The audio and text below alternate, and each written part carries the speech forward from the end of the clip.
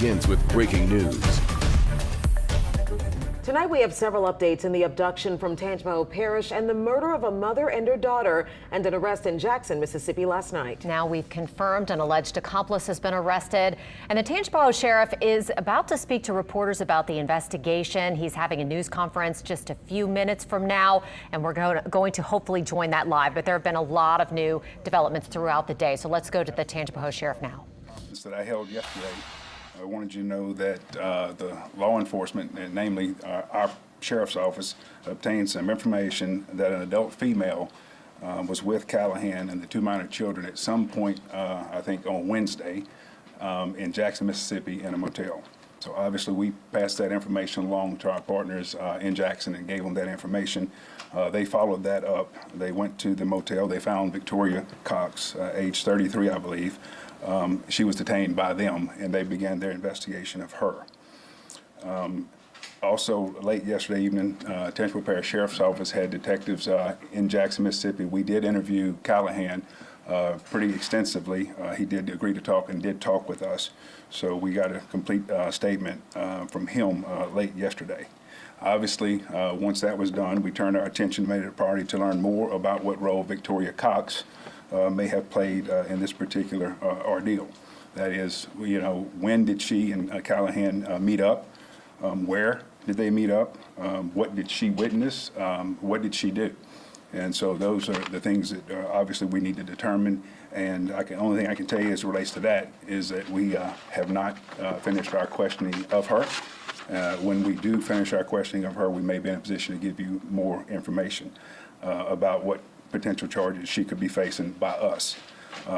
Also, I'm sure we got a lot of questions, but I'm sure you know that anytime you have a young victim, such as a 6-year-old, you know, that requires specialized skill and training to be able to interview those and to be able to interrogate and get, get statements from them. So we have scheduled a time and a place for that interview to take place. It will be soon. I'm not going to give the, the date or the location for that, but just know that that's in the works, that we will have an extensive interview of our 6-year-old victim. Obviously, we're waiting on autopsy reports. It will be, one will be in Jackson, Mississippi, and one will also be in Tangipahoa Parish. At this time, the Tangipahoa Parish Sheriff's Office is obtaining warrants on Callihan for first-degree murder of Callie Burnett, 2 counts of aggravated kidnapping and armed robbery. That occurred all in Tangipahoa Parish. Mississippi has indicated that they will charge him as well with the murder of Aaron Burnett, age 4. Victoria Cox, at this time, I think either has or will be charged by Jackson, Mississippi. I don't have the particulars on what they plan on charging her with. I do know that once we finish questioning her, we will be placing some charges on her as well. But the exact nature of those charges or what they will be at this time is not yet to be disclosed. So another thing I would like to say, I don't mind y'all trying to get follow-up information. You have a right to do it. The public has a right to do it. But we're not going to do this piecemeal. We will only give these kind of updates when there's meaningful information to pass along. So with that, if you have a few questions that I may can answer, I'll certainly try to do that. Yes. Sheriff, I know there were multiple agencies involved in this, but who is taking the lead in this investigation? Is it the Tangipahoa Parish Sheriff's Office, Jackson PD, FBI? Who's leading this investigation? You left out one, all of the above, right? And it could be that it's going to be all of the above. You could have a situation where our DA's office takes over and takes the lead on what happened in Tangipahoa Parish, where Jackson, Mississippi takes over what happened there, and you could simultaneously have the feds come in and exercise their jurisdiction as well. And I don't think those answers have been worked out yet. Sheriff, yes. You said your investigators had the chance to actually speak to Callihan, to sit down with him. Did you get any kind of more information on what his potential motives could have been for committing this heinous crime? No. As far as motives, no, I don't think we learned any motives for it. The only thing I will say at this time is even though we had an extremely strong case, about this time yesterday, we have a much stronger case today because we spoke to him. That's about all I can comment on. But as far as a motive, no, I don't think he did, and I don't think he possibly could, and I don't think any of us can ever determine what a motive for this particular type of crime would be. What about the role of human trafficking? At this time, I have no information that human trafficking played a part in this. I know that was some speculation yesterday by the Jackson Police Department, maybe coming through their assistant chief, but nothing has been shown to me to substantiate that. And I'm not saying it's not. I'm not in a position to say that I know anything about that. Sheriff, suspects who are accomplices here? But I'm sorry. Any other suspects from here? I can say at this time we're not focused on anybody else as it relates to the crimes that happened in Tangipahoa Parish, other than the two names that you have before you, Victoria Cox and Daniel Callihan. Sheriff, you mentioned armed robbery. Can you go into details what that was about? Well, we know that he took some personal items from the home and from the person that he killed. We do know that he would have been armed with a dangerous weapon, and so the elements would fit. You also mentioned Victoria Cox was in a motel on Wednesday. Can you kind of describe the timeline as far as when he abducted the girls and then when the mom was killed? This is a great question. I can't give you any certainty of when it was. We believe it was certainly before yesterday, and we don't think it all occurred yesterday. We believe it probably occurred sometime on Wednesday. And again, that's part of the reason of wanting to question, her to see what she has to say about giving us a timeline. We do have a timeline from him, and we want to get both of them and see if they match. Sheriff, was a missing persons report filed on Wednesday night for the Yes. mom and for the kids? Yes. And can you provide some more context around that so the deputies go out there and check the home? I don't know that. I could easily find that out. I know that we took the missing persons report. And I know at that time that her being Callie, we're talking about Callie's parents, we know that they were concerned, but they were not alarmed, as in obviously what happened. They did not expect that to have happened. They just wanted to report to us that they had not seen her, and that was a little unusual. And so we did take the missing persons report. I don't know what time it was, but it was late in the evening on Wednesday, yes. Sheriff, as for that Amber Alert that came out delayed, the LSP came out and gave a timeline, and in that timeline they said there was an incomplete Amber Alert application from the sheriff's office here. Kind of give me some in-depth from your side on just what happened on that timeline and what y'all learned more now that it's been a day, and what kind of went wrong with this Amber Alert. Well, I told you yesterday that it was something that needs to be looked into, and it has to be looked into, and it will be looked into. To say that we provide an incomplete form, I don't think that's an accurate portrayal. I don't want to get a tit for tat with our partners who we work closely with. But if you look at the form, all of the information that's asked for is contained on there. And I know that we reached out and asked a couple of times what's taking so long. They never told us there's incomplete or missing information. That's not what was given to us. They said they were doing everything they could to move as quickly as they could. So, yes.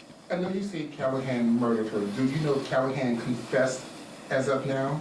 What I'm prepared to say is our case is stronger after interviewing him than before. Sheriff, where will Yes. these suspects be kept? Are they going to be in Rankin County? Where exactly? That's a really good question. So let me back up and say this, because the easiest way to answer the question as it relates to Victoria Cox, unless we show that she committed a crime in Tangipahoa Parish, then we wouldn't have a right to hold her anyhow, right? So she's going to, and the fact that they've indicated that they are going to charge her, so they will keep her. As it relates to Callihan, we know that both Mississippi and Louisiana are going to charge her. So, how does that work? He has to be, extradited here, but at the same time, they have a right to finish their charge before they do that. So this is going to take, significant coordination between our prosecutor's office and the prosecutor's office in Mississippi.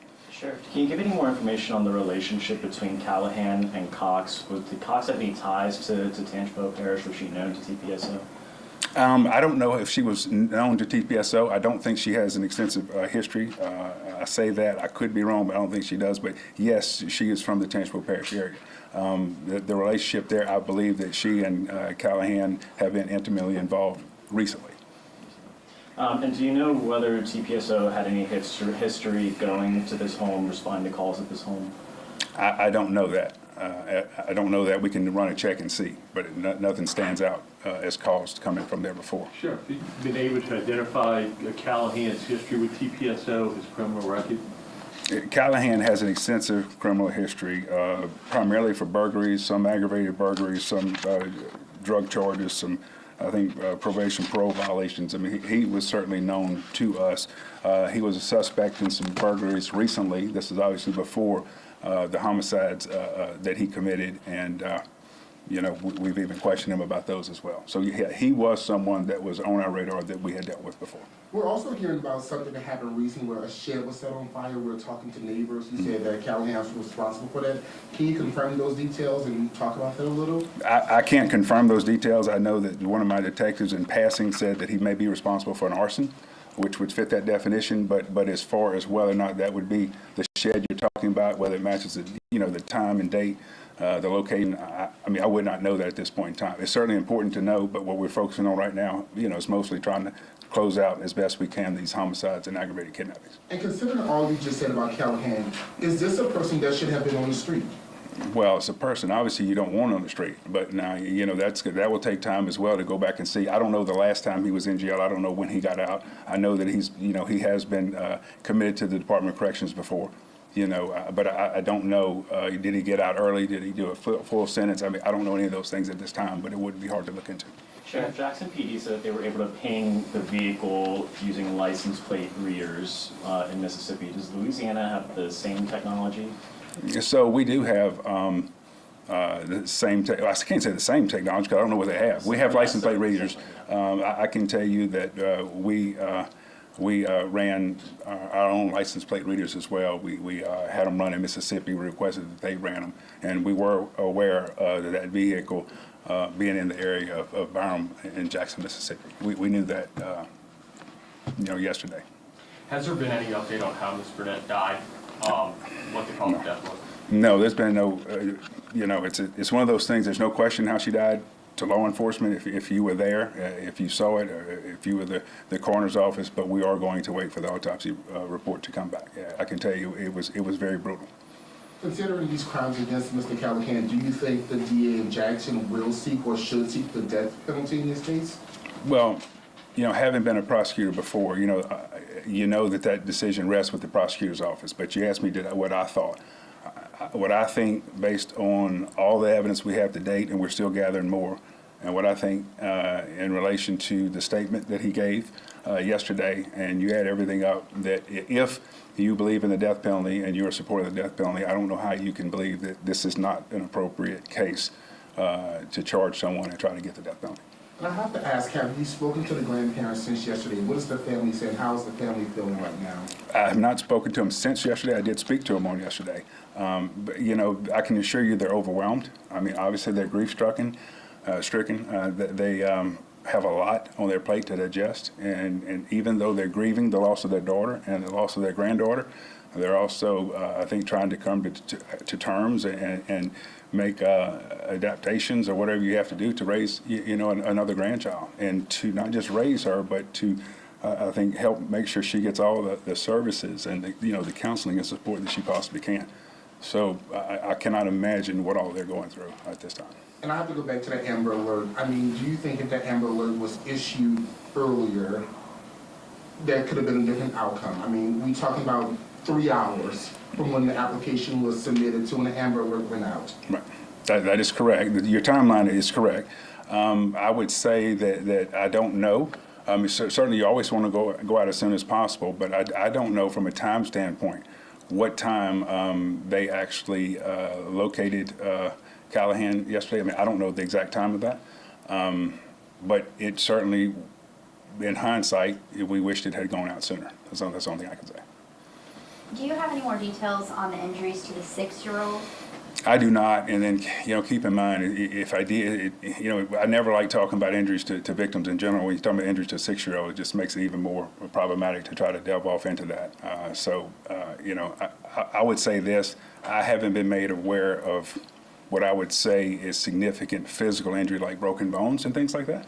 But any other thing that she could be dealing with, I just wouldn't want to comment on. And for clarity purposes, can you confirm the age of the younger child? Was she 3? Was she 4? We were hearing like a birthday in October. No, I can't confirm. It would take me probably a matter of moments to give you a date of birth, and then we could actually, figure it out. But I can't tell you here, was she 3 or was she 4? And another question, just for clarity, Callihan was not the father of either of these 2 children? So it's our understanding that he was not the father. Nobody believed him, in the family to be the father. DNA obviously hasn't been done yet, right? But we don't believe he was the father. No one believes he was the father of these two children. And I have to ask, I know it's still early in the investigation, but do we know what kind of weapon was used on Ms. Burnett? Was it a gun used? Was it a blunt force object? Do you know at this point? I do know what kind it was, and I'm gonna wait till the autopsy comes out, and then we will go from there. I do know what kind it was. It was a dangerous weapon, I will tell you that. And not trying to be cute, but there's obviously a couple of different kinds. You have guns and you have knives. So. Sheriff, do you know if there's been communication between DA's office here and DA's office in Jackson as to how they're going to work out this jurisdiction? Have those talks begun? The only thing I know is that the DA's office has been in contact with our office, and they are wanting, to proceed. Our DA's office is wanting to proceed here. They are well aware that if Jackson, wants to proceed there, obviously they can as well. So I can't say if they've spoken for sure.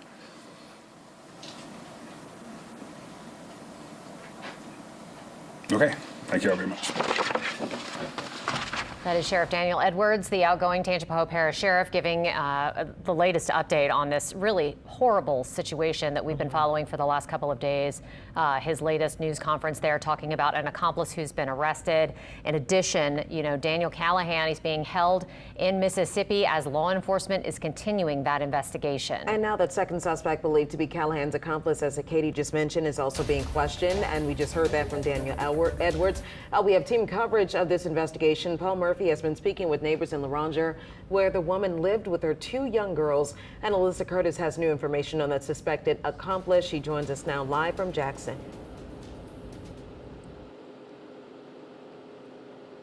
Sharice, Katie, that's right. We are in Jackson, Mississippi at the police department. And like you heard from the Tangipahoa Sheriff's Office, accomplice was arrested here in Mississippi, and her name is Victoria Cox. About an hour ago, we saw Victoria Cox for the first time. She was being held here at the police department in Jackson, Mississippi for some questioning. She was walked out of the police department and placed into a transport vehicle. We're told she is now being taken to Raymond. The PIO here in Jackson, Mississippi with the police department tells me that's their holding center, and we're sure that she will be questioned further. As you heard from the Tangipahoa Sheriff's Office, she did help in some capacity in this crime. We're unclear in what capacity she helped, but we did hear from the Tangipahoa Parish Sheriff's Office that she was at a motel with Daniel Callihan and those two young girls at some point. Again, she is now being taken to Raymond. We're told she is being charged with capital murder and helping Daniel Callihan in some capacity. What capacity we are unsure. Daniel Callihan is being held also here in Mississippi, but at the Rankin County Jail. So that is a different facility about 15 minutes from here from the police department. We checked on the crime scene where those two young girls were found yesterday. That's off of Bossier here in Jackson, Mississippi, and around 1 p.m. that was still an active scene.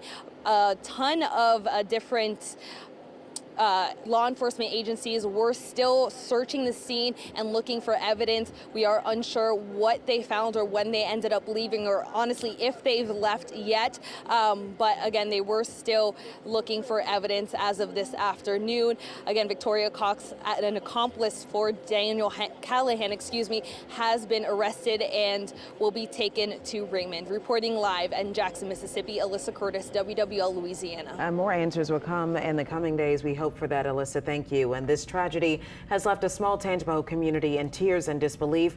Paul Murphy spent the day in Loranger, where neighbors are hurting tonight.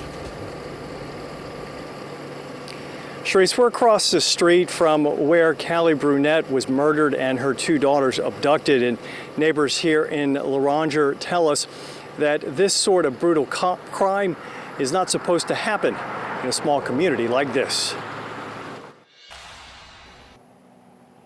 There is an overwhelming sense of shock and disbelief in Loranger, a small God-fearing community in rural Tangipahoa Parish. I've been here 45 years and don't know of anything like this happening ever. especially to a child, but even Callie, she didn't deserve that. No, none of them did. Callie Brunette was found dead in her home Thursday morning. Her 2 young daughters were abducted and found hours later in Mississippi. 4-year-old Aaron was dead. 6-year-old Jaylee, thankfully, still alive. It really is just crazy that you grow up with somebody and you haven't seen them in a while, and then all of a sudden you see them on the news that they got murdered or hurt really bad, and it's just sad. We're sad. We never thought that it could happen in a community like this, because we're a tight-knit community. But even in the tightest of communities, sometimes bad things happen. For us, having children of my own and knowing Callie and her babies, it's a lot. It's hard. It's hard for everybody right now. We're all trying to pull together and be there for them. In Loranger, everyone knows just about everyone here, but no one appears to have known Daniel Callihan, the man accused of killing Callie and Aaron Brunette. I don't know anything about the man that was there. I've never met him before. I'm a Christian person, but I know God's got his hands on this, but in my heart, my flesh wants to just want the worst for this man, for what he's done. Governor Jeff Landry released this statement about the tragic events here in Loranger. He said, "Sharon and I have been following the news and praying for the family of these victims. We are heartbroken. The evil person responsible for this crime will be held accountable. Justice will be served." We're live in Loranger. Paul Murphy, WWL, Louisiana. Our heart certainly goes out to that community. Thank you, Paul, and we'll have continuing coverage of this developing investigation with the FBI taking the lead. Look for the latest updates on our website, our free smartphone app, and our social media pages. We'll be right back.